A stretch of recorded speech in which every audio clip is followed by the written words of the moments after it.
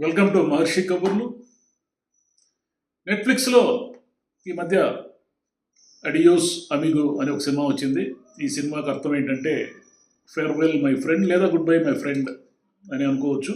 ఇది Spanish phrase. ఇది ఆ పేరే తమాషగా ఉంది. సినిమా కూడా ఇంకా కొత్తగాను విచిత్రంగాను కూడా ఉంటుంది. ఎందుకంటే మనకు మామూలుగా సినిమా అంటే అనేక మంది క్యారెక్టర్లు, అనేక సన్నివేశాలు, ఎమోషన్స్, ఒక అనేక మల్టీ లేయర్స్తో కథ ఉండాలి అనేది మామూలుగా జనరల్లో లక్షణాలు ఉంటాయి కదా కథకి. అలాంటి లక్షణాలు కాకుండా విభిన్నమైన లక్షణాలతో ఒక ప్రయోగ, దాని ఏమంటారు, ఎక్స్పెరిమెంటల్ మూవీ లాంటిది అని కూడా చెప్పచ్చు దీన్ని. ఎందుకంటే సినిమా మొత్తం ఇద్దరు క్యారెక్టర్లే ఉంటారు, మిగిలిన వాళ్ళందరూ యాడ్ అవుతూ ఉంటారు, కానీ వాళ్ళేమి ఎక్కువసేపు ఉండరు.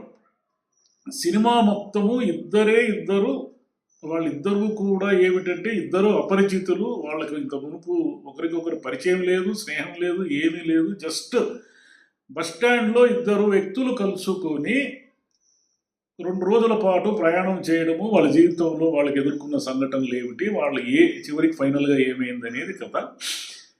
ఆసిఫ్ అలీ, సూరజ్ వీళ్ళిద్దరు యాక్ట్ చేశారు ఈ సినిమాలో. ఇద్దరు పెద్ద నటులు, బ్రహ్మాండమైన నటులు కూడా. ఈ కథ ఏమిటంటే సింపుల్గా చెప్పాలంటే, టీ తాగడానికి కూడా రూపాయి డబ్బులు లేనటువంటి ఒక పేద వ్యక్తి అని చెప్పవచ్చు, దిగువ మధ్య తరగతికి సంబంధించిన వ్యక్తి బస్ స్టాండ్లో ఒక స్నేహితుడి కోసం ఎదురు చూస్తూ ఉంటాడు. ఎందుకు ఎదురు చూస్తూ ఉంటాడంటే, అతని తల్లి అనారోగ్యంతో హాస్పిటల్లో ఉంటారు. ఆమెకు డబ్బులు కావాలి, అంటే వైద్యం చేయించడానికి డబ్బులు కావాలి. ఇతని దగ్గర డబ్బులు ఉండవు. ఆ డబ్బులకు ఒక ఫ్రెండ్ అడిగి ఉంటాడు. ఆ ఫ్రెండ్, నువ్వు బస్ స్టాండ్లో వెయిట్ చేయి, నేను వస్తాను డబ్బులు తీసుకుని. అతను కూడా ఇతనికి డబ్బులు ఇవ్వడం ఇష్టం ఉండదు.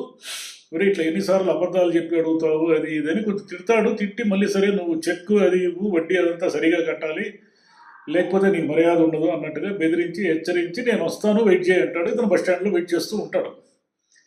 వెయిట్ చేస్తూ ఉన్నప్పుడు ఒక డబ్బున్న వ్యక్తి, అంటే డబ్బున్న వ్యక్తి అంటే బాగా డబ్బున్న వ్యక్తి అదే బస్ స్టాండ్కి వస్తాడు. ఆయనకి ఒక బ్యాగ్ ఉంటుంది. ఆ బ్యాగ్లో ఆయన ఎక్కడికి వెళ్తున్నాడో తెలియదు. ఆ బస్ స్టాండ్లోకి వచ్చి బాగా తాగేసి ఉంటాడు. తాగేసి ఉన్న వ్యక్తి అక్కడ ఉన్న అందరితోనూ చాలా ఔదార్యంతో వ్యవహరిస్తూ ఉంటాడు. అది ఇతను గమనిస్తాడు. ఎలాగంటే, ఒక లాటరీ టికెట్లు అమ్మే ఒక ముసలమ్మ వచ్చి, నాయన ఒక టికెట్ కొనుక్కో, నాకు ఇవి అమ్మకపోతే నాకు భోజనం గడవదు అని అంటే, ఎవరితోనో ఫోన్లో మాట్లాడుతూ అమ్మ పైన, ముసలమ్మ పైన చిరాకు పడి వెంటనే అతను, ఆ తాగుబోతు వ్యక్తి నార్మల్ అయిపోయి 7,500 రూపాయలు ఇచ్చి మొత్తం ఆ ముసలమ్మ దగ్గర ఉన్న టికెట్లన్నీ కొనేసుకుంటాడు. అది ఆ ముసలమ్మ కూడా షాక్ అయిపోతుంది. ఇతను కూడా షాకింగ్గా అలా చూస్తాడు. ఏమిటి ఇతను డబ్బంటే లెక్కే లేకుండా ఉన్నాడు. అతను ఎవరికైనా టిప్పులు 500 ఇచ్చేస్తాడు. అంటే ఎవరినైనా కొత్త వ్యక్తి, అపరిచిత వ్యక్తి అనే దాంతో అతనికి సంబంధం లేదు. ప్రతి వాళ్ళని పరిచయం చేసుకోవడానికి ప్రయత్నిస్తూ ఉంటాడు. ఇతన్ని పరిచయం చేసుకుని రా టీ తాగుదామంటాడు. ఆ టీ తాగే చోట కూడా 500 రూపాయలు ఇచ్చేస్తాడు. ఎంతో 20, 30, 50 బిల్లు అయితే అతను లెక్క చేయడు. డబ్బులు ఏమీ లెక్క చేయకుండా ఇస్తూ ఉంటాడు. ఇతనికి తెలుస్తుంది ఇతను బాగా డబ్బులు ఉన్నవాడు, ఇతను మామూలు వ్యక్తి కాదు అని. సరే ఇద్దరు కలిసి అతను మందు కొడదామా అని ఆఫర్ చేస్తాడు. లేదు నాకు ఫ్రెండ్ వస్తాడు అంటే, లేదు ఎవరు రారు, ఊరికే అంటూ ఉంటారు మేము వస్తామని. ఎవరు అంటే ఇక్కడ ఒక రకమైన ఫిలాసఫీ కూడా ఉంది. ఈ డైలాగ్లోనే చాలా ఫిలాసఫీ ఉంది. అది ఏమిటంటే, మనం చాలామంది కోసం ఎదురు చూస్తుంటాం. షామిల్ బకెట్ రాసిన వెయిటింగ్ ఫర్ కూడా ఇదే. మన జీవితంలో ఎవరో వస్తారు, మనల్ని ఆదుకుంటారు, ఏదో చేస్తారని వెయిట్ చేస్తూ ఉంటాం. నిజానికి 99% ఎవరు రారు. మనల్ని మనమే ఆదుకోవాలి, మనమే పోరాడాలి, మనమే చేయాలి. ఆ డైలాగులో ఉన్న డెప్త్ అది. సరే ఇద్దరు కలుస్తారు, మందు కొడతారు. ఇతనికి ఏమిటంటే ఆత్మాభిమానం ఎక్కువ. అంటే అతను ఏదో పరిచయం అయ్యాడు కదా, అందరికీ డబ్బులు ఇస్తున్నాడు కదా, ఇతను కూడా కొంత డబ్బులు ఇచ్చేస్తాడు. కొంత డబ్బులు ఇచ్చి పెట్టుకో నువ్వు అంటాడు. ఇద్దరు విడిపోతున్నప్పుడు మళ్ళీ కలుసుకొని మందు కొడదామా అని స్టార్ట్ అయ్యి, ఇతనికేమో తన తల్లి సమస్య అతనికి చెప్పడం ఇష్టం లేదు. ఏదైనా తీరుస్తాడేమో అని, నాకు సమస్యలు ఉన్నాయి కోసం నేను వెళ్ళలే, ఏం సమస్యలు కాదు, నీకు ఏం సమస్యలు ఉన్నా నేను తీర్చేస్తాను రా అనమాట. పోయేసి ఎదుగు పోతారంటే వాళ్ళు బస్సు ఎక్కి కన్యాకుమారి దగ్గర ఒక ప్లేస్లో సూర్యాస్తమయాన్ని చూస్తాం పదా అని ఇద్దరు పోతారు. ఆ బస్సులో ఉన్న సంఘటనలు అంటే వీళ్ళు ఫుల్గా మందు తాగడం అంటే ఆ తాగుబోతు క్యారెక్టర్ ఏమిటంటే, ఎంత మందు తాగినా ఏం చేసినా కూడా అతను వెరీ హ్యూమన్ బీయింగ్. అంటే ఎవరి పట్లైనా కూడా చాలా మానవత్వంతో, మంచితనంతో వ్యవహరించే వ్యక్తి అన్నమాట. అది అతని ఈ ఇద్దరు క్యారెక్టర్లని బిల్డ్ చేయడము, ఇద్దరు క్యారెక్టర్లని డిజైన్ చేయడమే ఈ సినిమాలో గొప్పతనం. ఎందుకంటే ఎక్కడ కూడా ఎవరు తమ క్యారెక్టర్ నుంచి బయటికి రారు, తగ్గరు. ఇతనికి తల్లి ఆసుపత్రిలో ఉంది, రూపాయి డబ్బులు లేవు, అయినా కూడా అతను ఏదో డబ్బులు ఉన్నవాడు పరిచయం అయినాడు అని చెప్పేసి అతన్ని మోసం చేయడానికి కానీ, లేదా అతని బ్యాగులో బోల్డ్ డబ్బులు ఉంటాయి, ఆ డబ్బులన్నీ సంచికి తగిలేసుకుని మెడకు తగిలేసుకుని ఇతను దిగేసి వెళ్ళిపోతే ఇతని సమస్యలు పరిష్కారం అవుతాయి. కానీ అది దొంగతనం అవుతుంది కదా. ఒక నమ్మిన మిత్రుడు తనను నమ్మి బస్సులో నిద్రపోతూ ఉంటే అతన్ని ఏమార్చేసి ఇతను ఎలా తీసుకెళ్తాడు, అది అతని క్యారెక్టర్ అనమాట. నిజానికి ఇది ఎప్పుడో పూర్వం 30sలో వచ్చినటువంటి సిటీ లైట్స్లో ఈ క్యారెక్టర్ ఉంటుంది. సిటీ లైట్స్లో ఏమిటంటే చాప్లిన్కి ఒక బాగా డబ్బులున్నవాడు పరిచయం అవుతాడు, అతను బాగా తాగేసి ఉంటాడు. తాగేసి ఉన్నప్పుడు అతను విపరీతమైన ఔదార్యంతో స్నేహంతో ఉంటాడు. మత్తు దిగిన తర్వాత నువ్వెవరు నాకు తెలియదు అన్నట్టుగా బిహేవ్ చేస్తుంటాడు. ఈ ట్రాక్ని కమల్ హాసన్ వాడేశారు, మన తెలుగు సినిమాలో చాలా చోట్ల వాడారు ఇది. అంటే తాగినప్పుడు విపరీతమైన స్నేహము ఔదార్యముతో ప్రవర్తించి మన నిజ జీవితంలో కూడా చూస్తూ ఉంటాం. వాళ్ళు తాగినప్పుడు మన పట్ల ప్రేమగా ఉంటారు, రేపు డిన్నర్కి వచ్చే బాసులు అంటారు, రేపు లంచ్కి వచ్చే పదే నీకు ఏం సమస్యలు ఉన్నాయి అవి ఏముంది, రేపు పొద్దున్నే ఒకసారి ఫోన్ చేయి నేను వేసేస్తాను, బ్యాంక్ అకౌంట్లో వేసేస్తాను, నీకు ఎందుకు బాసు నేను ఉన్నాను కదా అనేసి మందేసి చెప్తూ ఉంటారు. తెల్లారి దిగేసిన తర్వాత వాళ్ళకి అన్నీ అర్థమవుతాయి. ఏం చెప్పాము ఏమీ గుర్తుండదు, చాలామంది సగం గుర్తున్నా కూడా ఏదో మందేసి మాట్లాడేసి ఉంటాంలే అని అనుకుంటారు.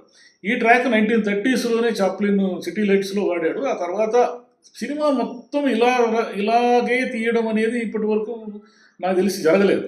ఎందుకంటే ఒక 2 క్యారెక్టర్లతో ఒక కంప్లీట్ ప్రయాణాన్ని, అంటే వాళ్ళిద్దరే ఉంటారు. మనకు సినిమా 2 గంటల 36 నిమిషాలు ఉన్నప్పటికీ అక్కడక్కడ కొంచెం లాగేమో అనిపిస్తుంది కానీ బట్ అది వెళ్ళిపోతూ ఉంటుంది ఆ క్యారెక్టర్ల స్పీడ్. దీంట్లో మధ్యలో హీరోయిన్ ట్రాక్ కూడా ఉంటుంది. వీళ్ళు బస్సులో వెళ్తున్న వాళ్ళు హఠాత్తుగా కొల్లం అనే ఊరేదో వచ్చేస్తే అక్కడ దిగేసి హీరోయిన్తో ఈయనకేదో ఈ తాగుబోతు ఇతనికి ఏదో పరిచయం ఉంటుంది, ఆ అమ్మాయితో ఏదో కాసేపు మాట్లాడాలి అనేది అతని కోరిక. ఆ రోజు హోటల్లో ఉంటారు. ఈలోగా ఏంటంటే వీళ్ళిద్దరి మధ్య జరిగే ఈ డ్రామా అంతా ఏమిటంటే హీరోయిన్ కూడా ఏం పెద్ద ట్రాక్ ఏమి ఉండదు, అంత 10 నిమిషాల్లో అమ్మాయి వెళ్ళిపోతుంది. కానీ అందరూ కూడా ఈ సినిమాలో చిన్న క్యారెక్టర్ నుంచి పెద్ద క్యారెక్టర్ల వరకు ఆ డైరెక్టర్ గొప్పతనం ఏమిటంటే మనకు రిజిస్టర్ చేస్తాడు. అతను 5 నిమిషాలు కనబడే క్యారెక్టర్ కూడా మనకు గుర్తుంటుంది. అలాంటి క్యారెక్టర్ను మన జీవితంలో ఎక్కడో చూసామే అని అనిపిస్తూ ఉంటుంది. అంటే స్క్రిప్ట్ రాసుకోవడంలోనే దీని డెప్త్ అంతా కూడా ఉంది. తర్వాత తీయడం అనేది సెకండరీ.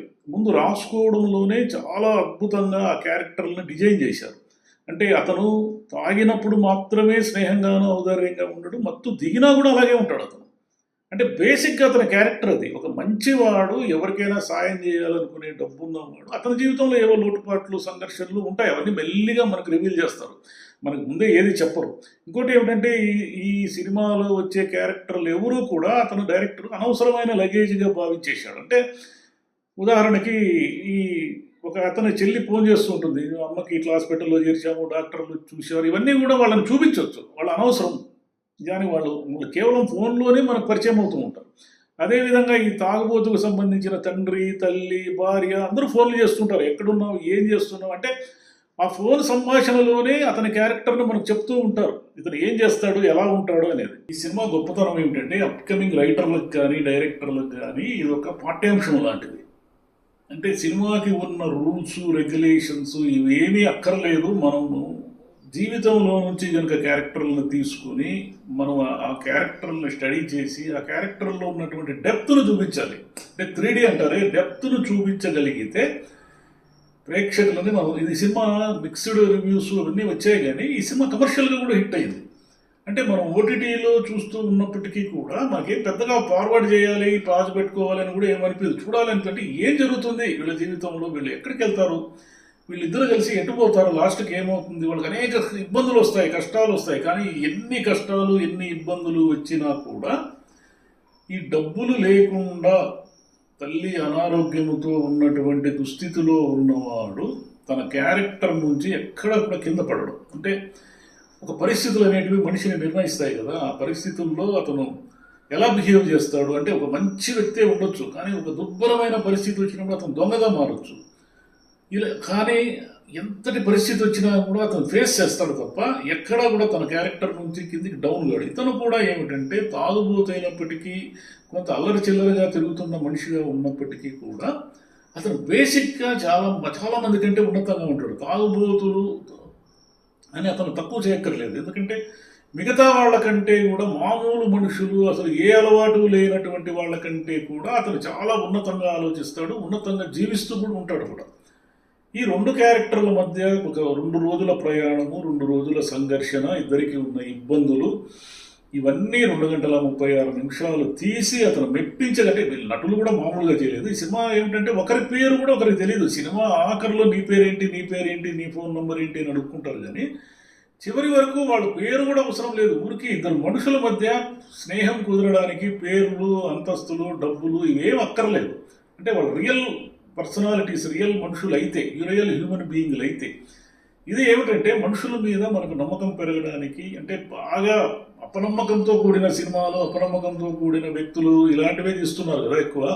అట్లాంటిది ఒక మంచి క్యారెక్టర్లను ఎంచుకొని వాటిని రాసి వాటిని 2 గంటల 36 నిమిషాలు సినిమా తీసి మెప్పించి ఇన్ని చేశారంటే, అంటే ఇది మలయాళం వాళ్ళు ఎందుకు ఇంత బాగా చేయగలుగుతున్నారు, మనం కూడా చేయొచ్చు. మనకేమి జీవితం ఎక్కడైనా ఉంటే కదా. కేరళలో ఒక అద్భుతమైన జీవితం, ఆంధ్రప్రదేశ్లో లేదా తెలంగాణలో తక్కువ జీవితం ఏమి ఉండదు. జీవితం అందరికీ ఒకే రకంగా ఉంటుంది. కెనడాలో అయినా, మెక్సికోలో అయినా, ఆస్ట్రేలియాలోనైనా అందరూ మనుషులే. అందరికీ సంఘర్షణలు ఉంటాయి, అందరికీ ఎమోషన్లు ఉంటాయి, అందరూ జీవిస్తూ ఉంటారు ఏదో ఇబ్బందులు పడుతూ, బాధలు పడుతూ. వీటిని పట్టుకోగలిగిన రచయితలు, డైరెక్టర్లు ఉండాలి. లేదంటే మనకి అబ్బా అది మలయాళంలో ఇది చూస్తారబ్బా మనం తెలుగులో చూడరు అంటే కరెక్ట్ కాదు అది. ఎందుకంటే 35 చిన్న కథ కాదని చూస్తున్నారు కదా. నిజానికి అదే కదా, మన తెలుగు కథే కదా అది. ఒక చిన్న పిల్లవాడికి లెక్కల్లో ఇబ్బందులు వస్తే తల్లి ఎలా ఉంటుంది, తండ్రి ఎలా ఉంటాడు అనేది ఎంత మంచి కథ అది. మరి అవన్నీ చూశారు కదా. కాబట్టి చూడడము, చూడకపోవడం అనేది ప్రేక్షకులకు వదిలేయండి. మీరు దాని మీద బ్రహ్మాండంగా పనిచేసి, కష్టపడి, దాన్ని అంత రీసెర్చ్ చేసి, క్యారెక్టర్ల మీద డిజైన్ చేసి, రీసెర్చ్ చేసి తీయగలిగితే ఎవడైనా చూస్తాడు. మీరు ముందే అన్నీ డిసైడ్ చేసుకొని మీరు మనోళ్ళకి ఎక్కదబ్బా ఇది అని అనుకుంటే మనోళ్ళకి ఎక్కదు కాదు, అసలు మీకు ఎక్కదు. అది ప్రాబ్లం. Thank you.